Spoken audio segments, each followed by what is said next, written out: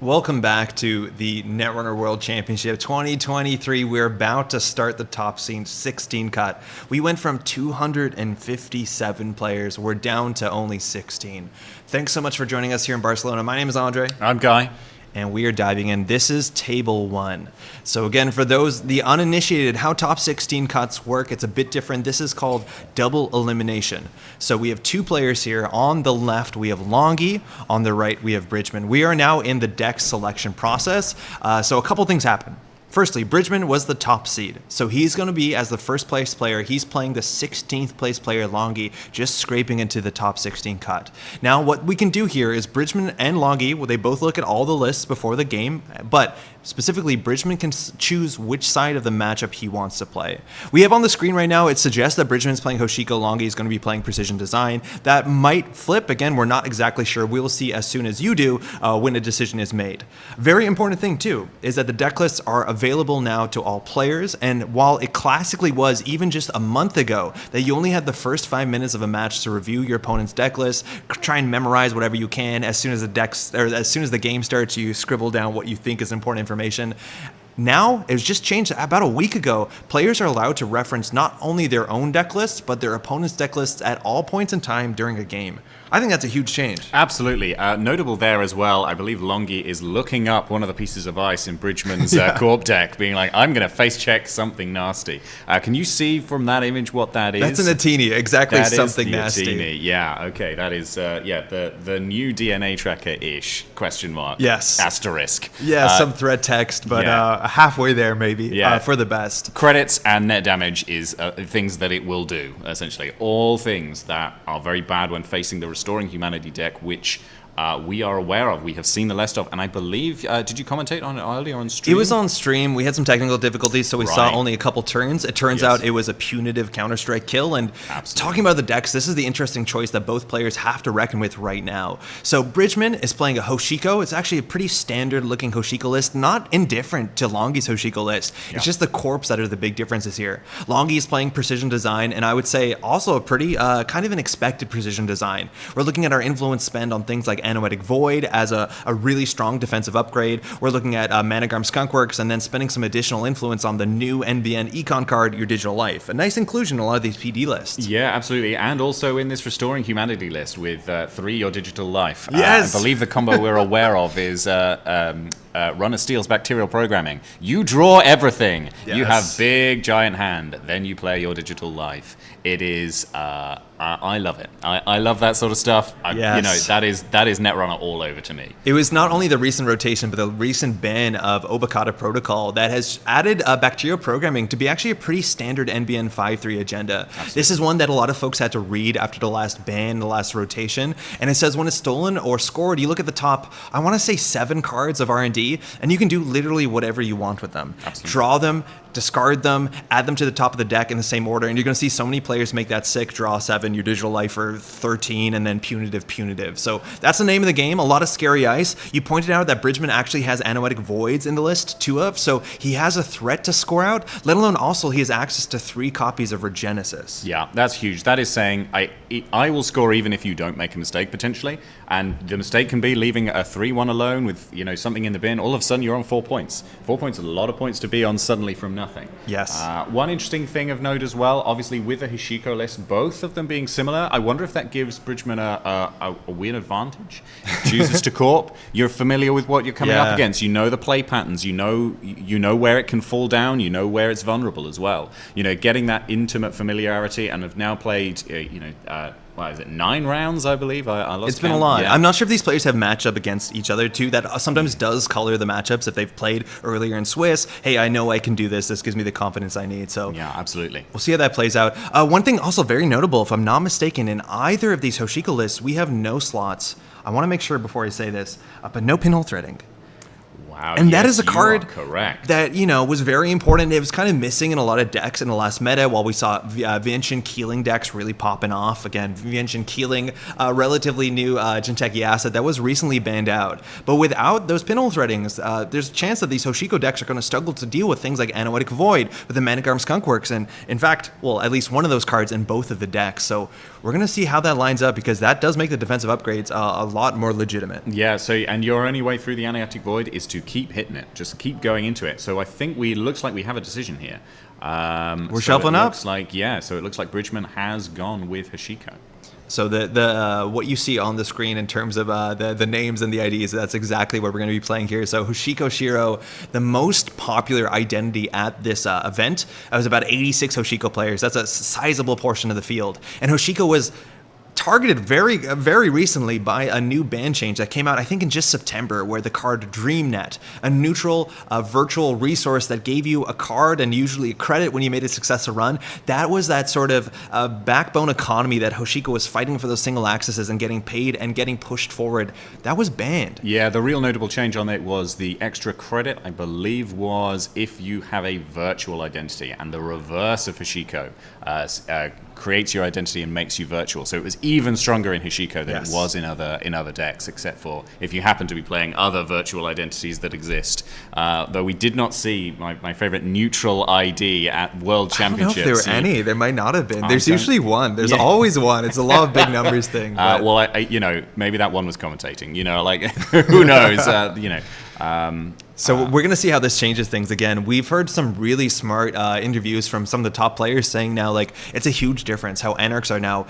There's so much more time spent generating economy, generating cards, while we see Earthrise Hotels pop off. We see moshings being more common, especially with the Steel Skin and the Strike Fund package, which have been incredibly powerful in this last 2 days of Netrunner. Yeah, we've definitely seen lots of occasions where a moshing has created even more in value than just the moshing itself. We're getting extra draw, we're getting extra money, and combining as well with various other things that are going on. So one thing I will note actually on the Bridgeman Hoshiko list, which I didn't spot before, is there is actually a Stargate there. I had noted the twinning, but I hadn't actually seen the one-off Stargate as well. So there is further R&D pressure potentially here. It's a card that we really haven't seen a lot of Hoshiko decks play. Again, we saw a big transition to things like Wake Implant. The twinning has been absolutely stellar again this whole weekend. Absolutely. But it's really cool to see Stargate. Again, a lot of power in R&D. Not that you can and that's kind of, the big thing. You need to make R&D relatively difficult. And hey, speaking relatively difficult, if we want to talk about Longi's Ice, you're seeing some of the bigger stuff on Cell and Brand, those 6-cost barriers from System Gateway, can be a bit difficult to deal with.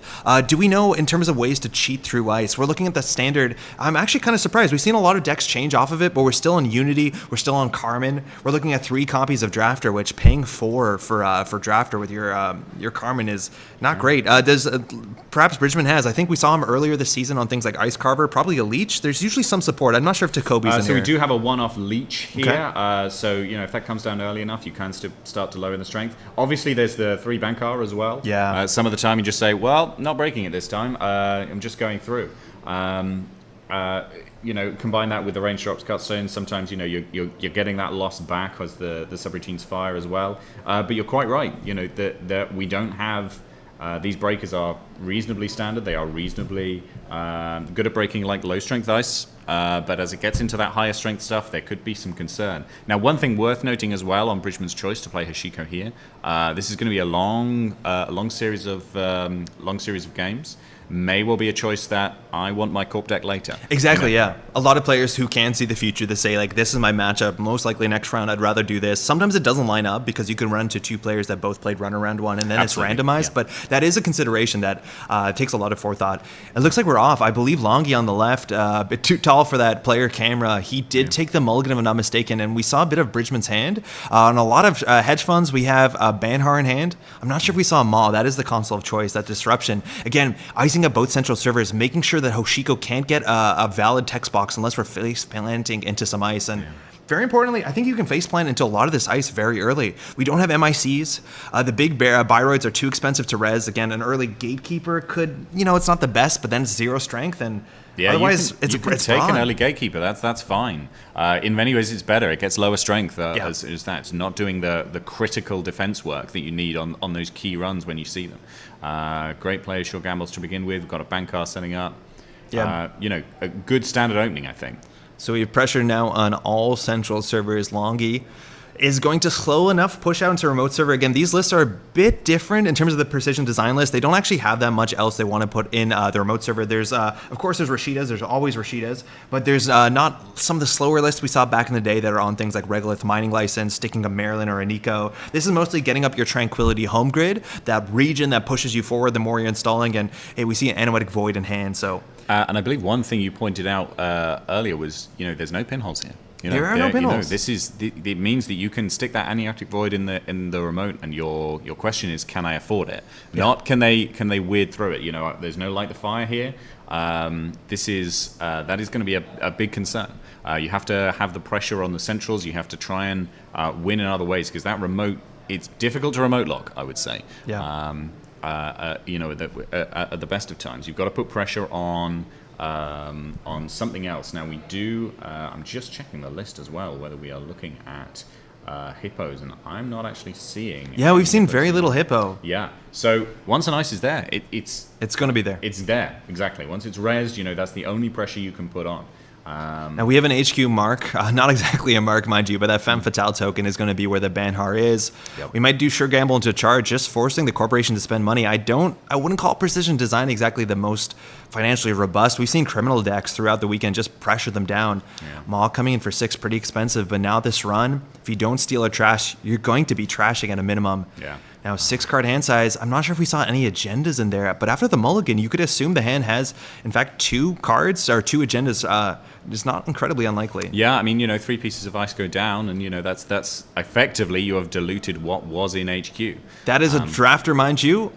Prize support from NSG. That's going to hit the twinning multi-axis card with not a lot of support, but Strike Fund gaining 2 credits there, getting trashed. That's what you want to see. You want to be losing that. We're getting in here. The Anoetic Void is in hand. That's a very cheap trash, so we have a chance of getting one. It's just a Mavirus. Your choice here is to trash this for 0 or to trash something else with Maw. Again, in terms of Mavirus, we have Fermenters, and I heard earlier today from Bridgeman talking about certain matchups where you expect there to be a lot of Maviruses and not, relying on the Fermenters. So it looks like we're going to not trash and we get the Maws. Yeah, deciding that, if you want to Wes that for 3 and Purge, I'll just make sure that it's not critical to me. It's useful to have that information, but it's, if I trash it, then it's now in archives. Every time I run archives, it's thing. If you want to pitch it, fair enough, but I'm not going to waste my time trashing it. I want to get something else, something more potentially inconvenient right into archives there, because for all we know, that's agenda. That's, or the Anoetic, as you're quite right. Now, Hoshiko with that pressure, getting in, getting flipped, you're going to get 2 credits, you're going to lose 1, draw a card, that does push you forward. And Longi here on PD, only on 3 credits, that's 1 more ice res. Here is where you want something like your Digital Life, even a Greasing the Palm to push you forward, because that's 1 more ice res. And while you might see a poke on HQ, a poke on R&D here, with the Banhar, that subroutines are not going to be too relevant as long as you have cards in hand.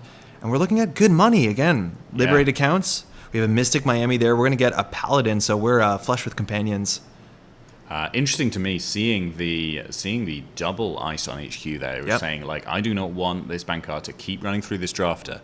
For some reason, I do not want this more pressure to keep happening, or at least not make it quite so easy. Maybe there is something in hand that is not wanted. Now, Companions flipping in and flipping out. Archives was a mod card. You can always run that to retain Hoshiko's digital status, but these Companions this early, it's turn 2, they can generate upwards 10 to 12 credits really easily. We see in hand a seamless launch into your Digital Life, but I don't think I can see an agenda from where we're sitting.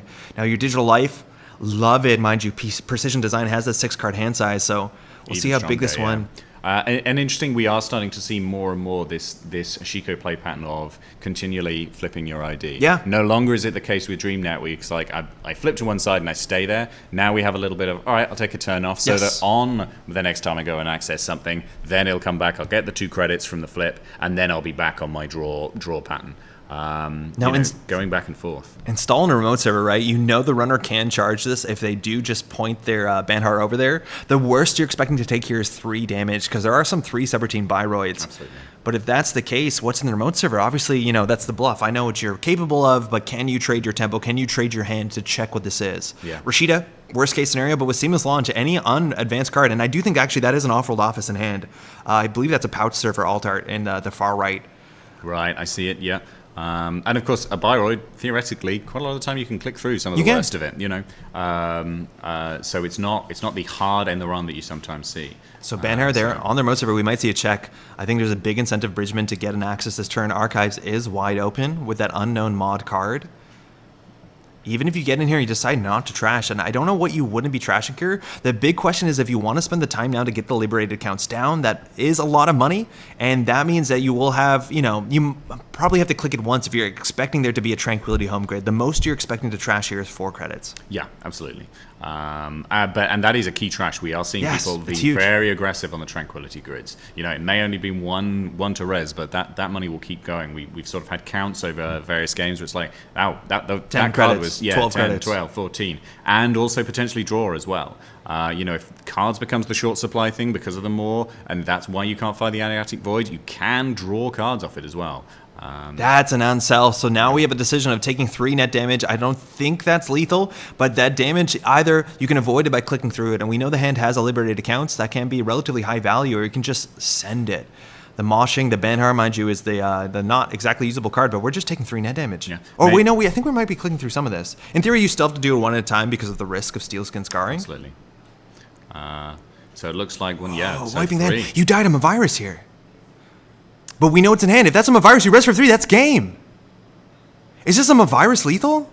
I mean... That's the one card you might expect to be in the remote server. Possible. I think maybe there's a decision being made about whether to jack out here. Oh, it's a Managarm. I mean, if that was the virus, Bridgeman was risking there. Again, that was not trash in HQ. It is sometimes, difficult to remember the other text on Mavirus because, text. we're so used to Cyber's Prize. But you've got to remember, someone persuaded Jinteki to make that card, and the only way you get Jinteki to make that card is if it does a little net damage on the side, So this is Res Managarm. Now, Bridgeman can spend 5 credits. Otherwise, you're not able to challenge the Managarm. Even if you don't trash it, you're not going to get an access. So I don't believe you get the Maw here again. I think Maw requires an access. This will end the run. Now, are there clicks remaining? Could we click to deal with the Managarm and then trash for 3? Because we didn't click through the Ansel, of course. Yeah, you can click and trash for 3. Which may have been part of the consideration. It may have been like, right, that's Managarm. Let me make sure I've got clicks to go and challenge something else. So, I mean, it comes down to the point of, is it better to deal with this now? Is it just going to come back if I deal with it? Or am I, at what point am I going to give up on this remote? Because now there's the Ansel there. You don't necessarily want to keep running to it anyway, but perhaps you want to keep that thread alive of, are you sure you want to put your off-world office in there? Because at the moment I can get in, and it's not that expensive. And, once you are there somewhere, once you have seen something, you want to be dealing with it. Now it's 2 credits for running the top. Checking what that is. It looks like a Rashida. So that's going to be a 1 credit trash off the top again. Otherwise, you're going to have to fish that out of the remote server. This is a dirty laundry run. I'm pretty sure that's a Rashida Yahim. Yeah, I suppose the question is there's a momentary consideration of whether we want a more trigger instead. Yeah. Now, we can go back here again on 2 credits in terms of Resible Ice. The only thing you would expect, except it's open deck list, would be an Ablative Barrier, but there's nothing in here. So if you do want your Maw this turn, you can go back off the top. Yes. Looks like a seamless launch, so we're going to get that Maw fire. Yeah, so that was, it's good that you have that momentary thinking because, it can be immediate. You go, I'll trash that. But actually, this level of play, there is a moment of, even the things that you think are, let's do this immediately, there is that moment of, okay, actually, am I sure? Is there a reason to do the other thing? And that's what can sometimes set these players, apart, that not just immediately going to the mental shortcut. Now, this pressure's been good. Again, 9 credits on ice, 10 on installs included. So it's Longi here. Another your digital life would be nice. You're 1 turn short, or 1 credit short, mind you, of just crediting up. And for a hedge fund, maybe you can get back in here with greasing the bomb. But I do think he just needs to constantly jam and make Bridgeman make difficult decisions about how to deal with this big old on-sell. Carmen, And mind you, this thing is 4 strength, so you're going to boost and break. Even if you get your Carmen down, I think you're paying 5 credits unless you can get 2 leech counters. Yeah, absolutely. That's not where you want to be. Now, it is worth noting that on the economic front, we do have those 2 companions. They are drip economy and they are quietly doing that work. They're not always that splashy, but they are continuing to quietly. Here's a credit less here, so the Dirty Laundry was 1 credit less. We are looking at the Paladin Cuomo will constantly deal with those. Will constantly deal with keeping the cost lower on all those installables, and we see a Hoshiko turn as well. Taking a turn off, I believe we're flipping back here. But again, that's back for the credits. Maybe it's that case of going, you know what? In and out. All I will actually need is this money. I believe we drawn into your digital life into hand. So we'll see again. Seamless Launch, it was just an agenda in the remote server. It looks like it was that off-world office. Yeah, that's great. I mean, that's a risky take by leaving it. But there is that question of how often can you just keep checking? And we're off. That is going to be, again, a 7 credit score. Precision Design will fire here. We'll see what we return to hand.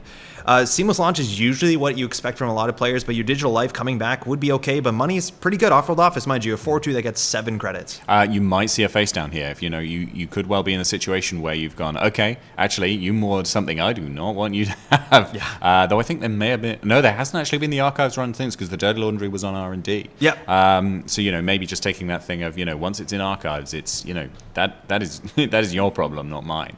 It's such an interesting play too, right? Like you saw the Seamless Launch off the top, something was pushed in the remote server, so then the information you're working with, like they know, and it goes deeper from there, of course. But that is a huge credit swing, and all of a sudden that means that the R&D ice is reservable.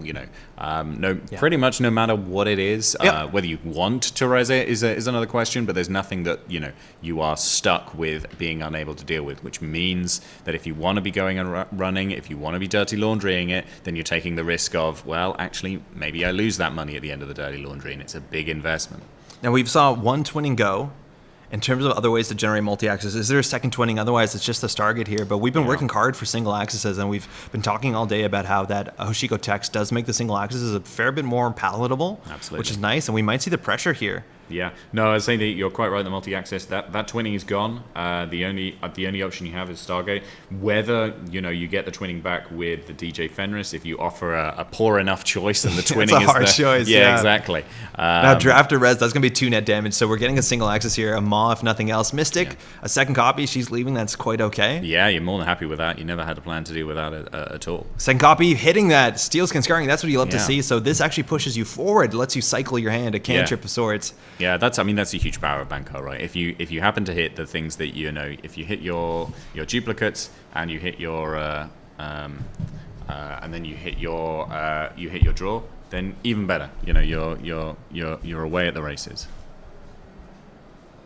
So we'll see here again. I'm not sure if we saw the single axis there off the top, but steel skin, scarring, we're going to go even deeper again. Mystic Miami been paying off pretty well. Excuse me, that was 2 points. That was a Vitruvius. Sorry, our monitor went down for a moment. It looks like that was a rip off the top, so we're now 2 points apiece. Yeah, that is big, and that is money going on to those companions as well. Sometimes well, there's the first thing that I usually forget when I'm playing on my own. I get so excited to score an agenda that I forget to load my companions. Yeah, exactly. It's so important, though, that 4 tempo. That's the one way that they can kind of catch you off guard. You run last click. Yeah. Puemo has to show herself out, but daily cast coming down. That was, mind you, a sure gamble earlier. That turn for I believe 6 credits feels really good. Yeah, that feels really good. I mean, it's similar to what you do with Ghost Tongue, right? That you are getting that 1 credit discount, and obviously it's not as extensive as that. But if you're just doing it once a turn, then Mystic Miami is just piling away with what is effectively drip econ. It's harder to use. It's not straight into credits, but when you're navigating it just right, as these players are, there's a reason you get to top of Swiss. Yeah. Then you are making this drip economy, and both players looking reasonably good on money at the moment. There is money on both sides of the board, so it comes down to who can utilize that money slightly better, who can get those key accesses. And Longi icing up R&D again. Those single axes, understanding that Banhart travels pretty far. Something in the remote server as well, and with the threat of seamless launch, you have to consider whether you want to push it. Now we're getting companions, daily cast for 2 credits a turn here. Yeah. Archives is the easiest place if you want to go get a single access to get that Hoshiko to carry on. Not sure if you have that great reason to do that. You can just draw a card for that click. You have no additional, and besides seeing the one face down off Maw, I reckon. But the question is, what do you think is in the remote server? Yeah, and I mean, part of it as well is that you have this thing of, yes, there's double ice on both HQ and R&D, but if you only see it once, then those reses can become quite expensive. And, you know, that 8 credits that looks like a lot of credits can go away very fast. Stargate from hand, a bit cheaper with Paladin Puemo. That's going to give you some pressure on R&D for sure. We haven't seen a Spin Doctor at all. Yeah. So we're going to see if we just want to get it out of hand. Yes, because we want to raindrops the remote server. Now we'll see how many cards in hand. We have 4. So we're definitely going to be taking 3 damage. Raindrops, exactly, a fantastic tool on top of the Banhar because it replenishes your hand. Again, you're just cycling your hand. Yeah, and that's the reason the Stargate going down. That was the thing that was considered right. I cannot lose this. Yeah. I've already lost the twinning. I need some way to make my R&D accesses count. More isn't going to do it enough. More is, you know, more HQ pressure ultimately, like it's a bonus on R&D. But you can't, you know, you cannot keep, you can't lose both of these. That does puts, in theory, would put some pressure on MU, but more is solving that problem for you right there. No. You can get a rig quite happily. With a healthy 15 credits, we have a lot of economy, passive economy here. Longi looks like he's deciding whether this is a res of I would be surprised, maybe an Anoetic Void. But if we're through here, you're trashing the Void for, yeah, there you go. Yeah. Very cheap to trash. That is the from the national season. That is a Cat Shen Altar. Yeah. That goes down again for just a credit. And so now that is huge to clear out of the remote server. Defensive upgrades, making sure that you can contest them on turns when there's not agendas on the remote server, meaning that the agendas are less safe. Yeah. And that was not a lot of tempo loss. We're getting 3 credits back, getting 3 cards. We've now seen a Carmen. Can install that for 3 credits still. Yeah, you have the ability to break, but all of this ice lines up so poorly into Carmen. Everything is 4 to 5 credits. Yeah, it does. And, you know, what it comes down to is it is another way of saying, look, I'm not going to run there every single time. You're not going to know which time I'm going to run. So you can put that little bit of pressure on. You know, sometimes you will sneak agendas out like we did with the off-world office, but you can't guarantee that. And that puts the risk back in the corp square. And Longi lacing something into that remote server, getting an ice up in front as well. So now you're going to have to pay some credits up front. Here, there's a big reason you want to find, again, that a single copy of Leech can be a 2-credit economy card so easily on so many of these runs. Just to get that Carmen, comes in at 2 strength, make that 3 strength. You need 2 to get 4 strength, but that is really important economy. It also means that running archives becomes a bit more reasonable as a way to just continue Hoshiko forward. But we'll see here if Bridgeman wants to charge a remote server. We haven't seen any other breakers. Yeah, I mean, you'll only sit on the, I believe, the 1 virus counter after you see archives. You can't. Oh, there's a Mavirus in there? I believe there. Well, there's a Mavirus somewhere. There is. And I would assume that if there was something to be pitched, that would be the thing that would get pitched. I think there's 1 card that was mod that might be unknown. But yeah, the Mavirus was definitely in the hand at that time. I think we're having a quick check on archives there. Yeah, just wants to see what's in there. I don't believe that's a run. So we'll see if he wants to charge the remote server again. If I'm not mistaken, Longi, only with 7 credits, that could be 1 big res. A Hog in here is actually kind of terrifying. As much as you are safe with Banhar, because I think right now Bridgeman's deciding where to put that Banhar token. If you do crash into a Hagen later on in the turn, that can take down the Stargate. Yep. And at that point, we have no more multi-axis in the deck, if I'm not mistaken. Sometimes you see like a singleton finality, but this is just at 120, 1 Stargate. Yeah, that's it. That's the multi-access that you decide you need. Obviously, some people you can sort of justify more as almost multi-access because you see the R&D and you do something on HQ at the same time, but it is certainly not the same. You need to be combining all of those as well. So yeah, I think you're quite right that there is a moment of caution saying like, do I want to risk? What do I want to risk? Where do I want to go? And we're moshing. One of those was a strike fund, getting rid of an additional console. We've now found a Unity, a Bravado. I believe there's 2 Bravados in the list for 6 influence. Yeah, that's correct, yeah. So that's another nice way to make those runs work for you to push you forward. Yeah. The Unity come down again. In terms of the code gates, we see magnets here, we see gatekeepers. One of those is a bit harder than the other to deal with. Yeah, I mean, the first time the gatekeeper goes res, that is always expensive, and you tend to assume that it's being done for a very good reason. You know, that you've not kept anything in the chamber there. I think Unity going down to protect it as much as anything else. So we have about 10 minutes to time. That's wild. Has that gone that fast? Yeah, no, exactly. That is, there's a lot going on in the game. There's a lot of good thinking going on. We're charging R&D. That Unity came down for 3 credits, System Gateway, Code Gate Special, just to make sure you don't lose it to the damage here, because ideally you spend cards in hand instead of spending your credits. We'll see here, Longi. If you spend too much money resin gear, there's always the consideration you can pivot to the remote server. We haven't seen a Rashida yet or Tranquility Home Grade. I think you're kind of keen to deal with those if you have the credits in time. Yeah, precision design, like not getting the exact econ it wants. It seems like we've had more defensive parts going into the remote server. That's a magnet. 3 res. Its Yeah. text isn't relevant, just 3 strength and end the run on a code gate. So for Unity, we boost and break. It's just 2 credits. We have enough installed icebreakers. And this is a Stargate run, mind you. Seeing a spin on the top and then 2 barriers. The middle one, the hardest to deal with. Yeah. I mean, Brand, I suppose you can click through. It's not great. It's hard. It's very difficult. It looks like the Spin Doctor is what's going away. So Hagen is on top, is underneath the bronze. So we know Longi is going to res or draw a piece of ice that actually might be a bit too expensive for him to use in the next turn. So Bridgeman not getting access, that's actually really important. Understanding that Stargate doesn't access cards. Absolutely, so not the best synergy. It was a better synergy with DreamNet than it was naturally with Hoshiko. Rashida there in the remote, though, is We're breaking very lock. important. Yeah, both breaking the lock and getting yourself to the point where, that magnet res is back again. You're back to the economic position you were in before. So the R&D accesses are now more expensive, but you are roughly back where you are before. I think I can see a Tranquility. I would expect that going straight into the remote.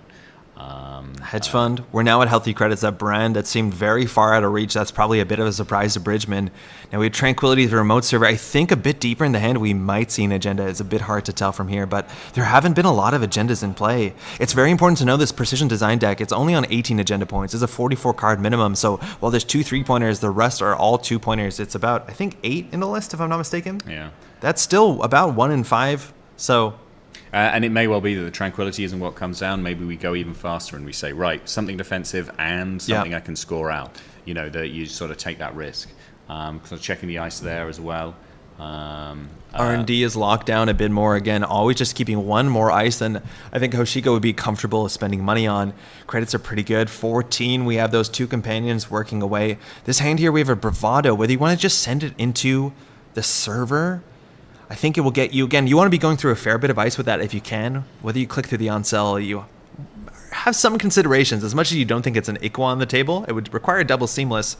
I think, there's the other danger of clicking through is that you see a Managarm, so you are not kind of forced, forced into that. And, if you can see an Anuetic and you've clicked through, then that's done. That is a proper end the run. Whereas if you are... if you've used your money to get through, you still have clicks left to exploit whatever weak spot is left. Ooh. That is the thickest server I think Longi can build. That is 12 credits worth of Biroids. Both have 3 subroutines. Both are relatively high strength. We don't have a Fractor yet.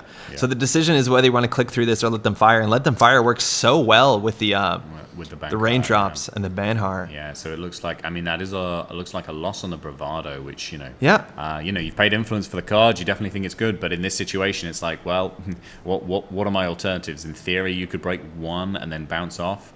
But I think that's not the desire. I think the desire is like, I got to keep pressure on this remote here. I cannot just let the scoring happen, because the scoring will happen so fast if I leave it alone. Really interesting. He clicked through 1 of them, I believe. I think we only took 2 subroutines there, paid 5 to go through, and Rashida we're going to trash. Yeah, that's good. It denies the Maw trigger, but seeing another Rashida there kind of tells Bridgeman that Longi doesn't have what he needs to be able to score out. We've seen an Anoetic and a Managarm so far, and there's only 1 more of each of those cards, and that's exactly what you need to make this 12 credit server unapproachable. You can't run that twice with Anoetic Void. It's just a bit too much. Yeah, possibly the decision was, look, a Rashida is always good. However, it's not necessarily what my ultimate game plan is, so it's a risk I can take. Once I've got this rezzed, I know it's not getting hippoed, I know it's safe, so you've now gone through this twice. I was perfectly happy for you to trash the if he thinks he's I was gonna perfectly run. happy to have it, because now I can put something else in there, and you know what's behind here, and you've got to go through it all over again. And sooner or later, those, the 3 net damage is, it's taking good cards out.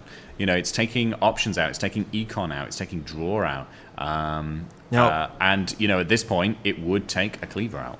And you may want to install that cleaver. So that is another thing that is potentially slowing down Bridgeman on the runner side.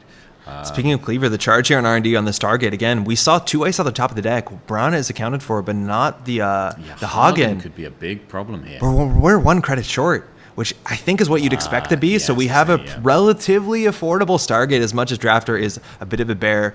2 Tranquilities in a row, followed by an off-world office, and no Spin Doctor on the table. Do we have a click here to run Archives to scoop that up to get more companion money while we're drawing 2 Tranks? That actually might be a nice window for Longi to jam next turn, assuming that Bridgeman thinks that there's a Trank in their remote server. You generally can't afford to run that here. Yeah, you can't afford to keep going. 4 minutes in the round. 4 minutes in the round. So, I mean, this particular agenda could be huge because it could be like take Bridgeman to 4 points to 2. Now, I believe as the highest seed, if this comes out Bridgeman as a wins draw, the tie. Bridgeman wins the tie, so that puts even more pressure on Longi. Longi needs to push here again. He knows that the Tranquility is in hand, so whether Longi wants to use that to his advantage, but with the off-world office in the bin, still, if you can't produce you'd have to produce a Spin Doctor here. Otherwise, even if you score at a 3-pointer here, Bridgeman will be ahead 4-2 with only 4 minutes left. Yeah, and with only 3 credits as well, pretty much the only agenda that would get you out of trouble is probably the off-world office itself. And we've seen 2 of them. And we've seen 2, exactly. So that is a real problematic hit on there. Got to take credits and such like. Really big swing, that Stargate run. And really big that, we're just short on what we assume is the Hagen. 1 credit more on that HB is in a totally different situation where I expect Bridgeman doesn't run until we get a Cleaver down. But if it does, then Stargate goes away, and that's an ended run. Off-world office is possibly coming into hand at exactly the right point. But this potentially very different. Depending where the Banhar goes, it goes on HQ here. If you get 1 good Stargate off, you find it Ikwa, you can run the Archives and scoop. The question is whether there's a Spin Doctor on the table. Cleaver, mind you, coming down. Yeah, I think to protect from, we don't necessarily want to break what we're going to see on the outside, but we don't especially want to lose the we're Cleaver. raindropsing this for sure. So we're going HQ, yeah. And the idea is that if you need at least 3 credits to score on a remote server, it's going to be hard to res some big ice here. Drafter still being 4 credits. We haven't seen exactly too many people swing to Mimic, but that card has been just absolutely defining HB for the last couple months here. Yeah. I think it's very difficult to swing to Mimic because of the, when you have a big field like this, you never really know what you're facing. There's too much outfit. There's too much outfit. There's too much Ob with Stavka as well. You want the option. Gatekeeper getting res. Again, this is such a hard decision. If you don't res this, you go through the Drafter, save 4 credits while also making card draw off raindrop. So we're going to force the 4 credits here unless you want to jack out. That'll be 2 net damage for that 6 strength Gatekeeper. You don't mind. It's Sabreteen's just kind of tickle. Yeah, and I think, we're in a situation where we're going, right, I do not want you to have easy access to HQ, probably because there's something in there I want. There's the Hagen, maybe there is a Hagen. Making a pause on what's on top of R&D. And while I don't think Bridgeman rolled for that access, he has to roll for the Maw. So mawing the Hagen there is probably the worst target. You'd love to hit an agenda, run Archives, scoop up maybe 2, get yourself to 6 instinct points. Is that was another Hagen drawn. It could be. I mean, because I can't imagine what the other ice on R&D is. Unless it was, I know, because if it was a drafter, it might have been rezzed going down to 0. It does feel like the most likely thing to be on there. Looks like that's an Archives run. Yeah, we're running Archives. To scoop out that agenda there. So the Mavirus, I think, was hit at one point, maybe even then, by the Maw, but now that is 4-2 for Bridgeman. With time coming up, there can't be more than 2 minutes here. Again, when time is called, the active player finishes their turn, and then the opponent gets 1 final turn here. So Longi needs to have points in the remote server, but there's no 4-point agenda you can be playing in Standard. No. Well, actually, sorry, Longi's on 2. He can score out in theory, but on 2 credits, no, he can't even score out a 5-3. Can't even score out the 5-3 either, and so that in theory is a way out. Like if you seamless and had enough money, your 5-3 could get you there, but I don't get the sense that's where we are. I'm not sure if time has been called yet, but Tranquility Home Grid, Longi can install there just for the money. If this install gains either a card draw or 2 credits. We're going for the credits and passing the turn back again. Now, in theory, if Longi has double seamless, he can threaten to get to 5 points. So Bridgeman has some options here, either whether he wants to charge the remote server or get a good Stargate here. Mystic Miami fully loaded. I don't know if we see any good events in hand. There's a Dirty Laundry you can play for free. Yeah, and time makes things so odd as well. Like ordinarily, like there's the risk of if you go and you miss, then next turn Longi can do it. But obviously there may well be a next turn, so it kind of puts a far more pressure on saying, hey, you know what? I will lock down this remote. I have effectively. I just need to avoid losing. I think maybe Judge is noting something there, making calls there. Yeah, you can see in the left camera that's Radiant, who is the judge of the top table. Have had time called. So it looks like it's Bridgeman's final turn. I believe Longi will have one more. We could be mistaken there. Yeah. So the call is the remote server has to be double seamless. We're dirty laundering here. Banhar is on R&D. It is on R&D. I think this is just Archives Dirty Laundry. It's just a click for 5 credits with all the right. Okay. Mystic. I thought the instinct was I thought we might have been going for R&D. Now we're going to Stargate. Again, I think Gatekeeper here is the best possible res. Yeah. We're going to go through the Magnet for 1 net damage, hitting a strike, fun pushing you forward. So now this is a drafter. It's going to be 5 credits. You have a click and 2 credits left here. If you do find a big old Aqua, that will actually win the game on the top. Hedge Fund, Luminal. Yeah. So that will bring Bridgman to 6 points. I don't think Longi has a way out here. That should seal Bridgman's win. Absolutely. And it's unfortunate for Longi that in many ways, that run, there was no way you could res that outermost because you needed to hold enough monies to have that threat in the remote, if it's even there. But that takes to 6 points. Bridgman's on 6. And if Longi only has 1 turn here, the most he can get to is 5 points. So absolutely, yeah. That should likely be it for Bridgman. We'll see what Longi has. If he has anything, I do believe he has 1 final turn here. Yeah. Seamless advance only takes you to 5. So are they continuing? Do they have more time? I don't know if they've been given a time extension or because I do know that official time has been called.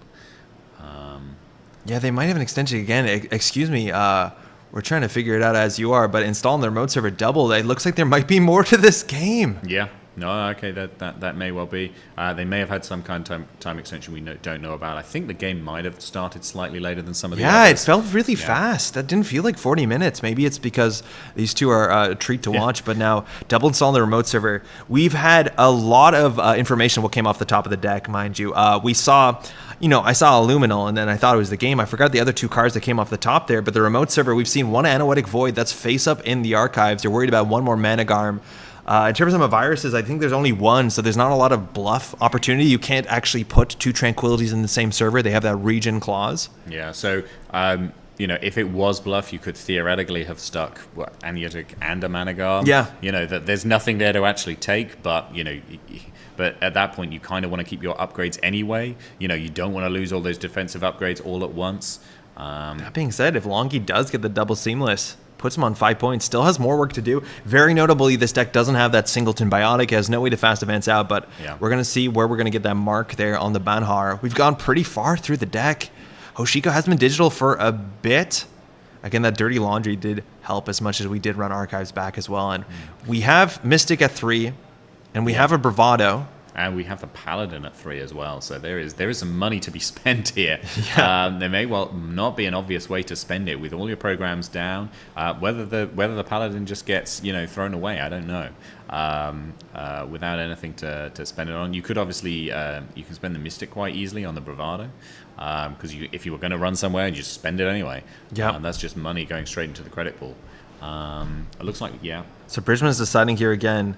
Going to spend a click to draw that very flashy card. That is a DJ Fenris.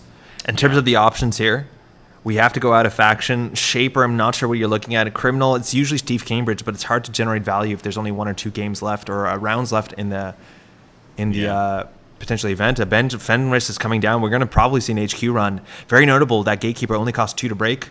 There's Steve. So there's Steve Cambridge. So using up all of the companion money.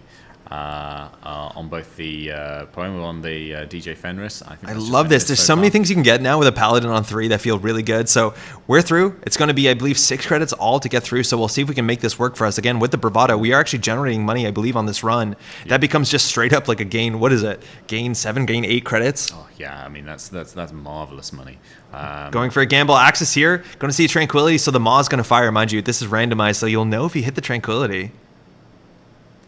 What probably got 1, 2, 3. Yeah, you have to make sure the mapping is clear with your opponent. Absolutely. 1 is going to be the symbol. Yeah, so we know it wasn't that tranquility that went in. Could have been a different tranquility, theoretically. I don't know if there's one in archives. Yeah. But it is something that has gone away there. So Paladin then? And we're noting that. Just leaving, she's leaving. Yeah, I thought we would maybe get like a daily cast or something to use the Paladin credits. Oh, I think possibly it was just... it was a sure gamble. Well, there was the DJ Fenris install. I think possibly that was just missed, unfortunately. Oh, you can't because it's a connection. Because it's a connection. Yeah, that one's so easily missed. Yeah, no, you're quite right. Absolutely right, yeah. So see up the top here, I believe we still have the lock. We know what this next card was again, because we saw it. It was after the Luminal, so Bridgeman knows what the top deck looks. Longi here on 11 credits. Yeah. Threatening to score up potentially, but another ice again. Ooh, Taking 3 net damage is the easiest way this deck can deal with a Brawn. We still haven't seen that leech, if I'm not mistaken. We haven't seen that leech come down at all. And it's kind of, it's quite late in the game to start generating that value. Advance in the remote server, so it looks like seamless launch into an Ikua. Yeah. Putting Longi potentially on 5. That will be likely his whole turn. I think best case is double seamless, and then you can jam a 3-2 in the remote server on the same turn. Yeah. So not only do you get the tranquility, you're threatening to close the game within what I believe is the time in the round. Could be last off-world, that if you can seamless advance, install... return is seamless. I think there's some possibilities where you need to be jamming 2 cards within 2 turns. Exactly, yeah. But you might want the money, so you might do the scoring in the other way round. Now the question is Bridgeman going to challenge us. There's only 1 defensive upgrade. There's no pinholes to speak of. So the question is it a Managarm that you might be able to deal with through raw financials? But it looks like we're charging our remote server on R&D off the Stargate. That's going to be 3 net damage, paying 6 to do 3 net damage, hitting a Steel Skin. You draw that, mind you, mid. So we're going to have to shuffle it up. We are decked out. So now the only way to generate more cards is through Steve Cambridge. Yeah. 4 cards left. Finding that second copy of Unity. There's another card, but the leech is gone. Yeah. That is the leech gone, and that does mean that you have to start pivoting to your 6 for single. That's good game. Vitruvius. Vitruvius 2 down, going into the archives. The remote server, not a spin doctor. Bridgeman getting to 8 points there. Well played, getting through just cleanly all the resources he brought to this table, and just getting to 8 points. Longi coming back there again, threatening probably to win in 2 turns. I think we didn't see a lot of agendas that whole game. No, yeah, that was it was interesting that the precision design kind of had a lot of what it wanted in the wrong order. We had the defensive upgrades, we didn't have the agendas, we didn't have the economic advantage of the tranquilities. And just that pressure, running, forcing the reses, making Hoshiko to feel kind of like a criminal. You get good reasons of running, so you're forcing those reses and tanking through them with that early Banhar. And again, 3 of Banhar is so important in this list. Absolutely. I don't want to break stuff. I just want to go and force you to res so that Hoshiko can do something, and that's such a treat to watch. Yeah, it was a real, if anyone has ever asked me, I don't get this card, how does this card work? This will be the game that I will say, right, go look at Bridgeman, use Banhar, and you will understand why it's good. And this is 45 cards. That's how many cards he went through. Yes. You don't need all these other cards necessarily. You can burn through them. And we lost a twinning. Sure. It's okay. And you feel like it's a one-off and it's a really key card, but sure, we'll work without it. It is far better to be putting that pressure on than being precious about your own stuff. Really exciting games. Again, very exciting. Good game to both players. Longi will be taking his first loss. That is okay. Again, it's double elimination, so he has a chance. Again, we could see him in the finals. Now, any player who take a loss, half the players, of course, will be taking a loss in the first round. They will now have their own bracket in the lower tables, while Bridgeman will continue to play other undefeated players. As soon as you take 2 losses, you are out of the top 16, so all 16 players will continue on next round. And again, thanks so much for watching. This is just round 1 of our double elimination top cut. We have so much more Netrunner today. It's been such a fantastic weekend. It's coming down to 16 phenomenal players. Yeah, I'm very excited. We'll be back in just a bit. Again, I do think we're going to be running through the rounds relatively quick. Mar here has been running a tight ship, so we should be back very soon. Thanks again for watching. My name's Andre. And I'm Guy. And we'll be right back.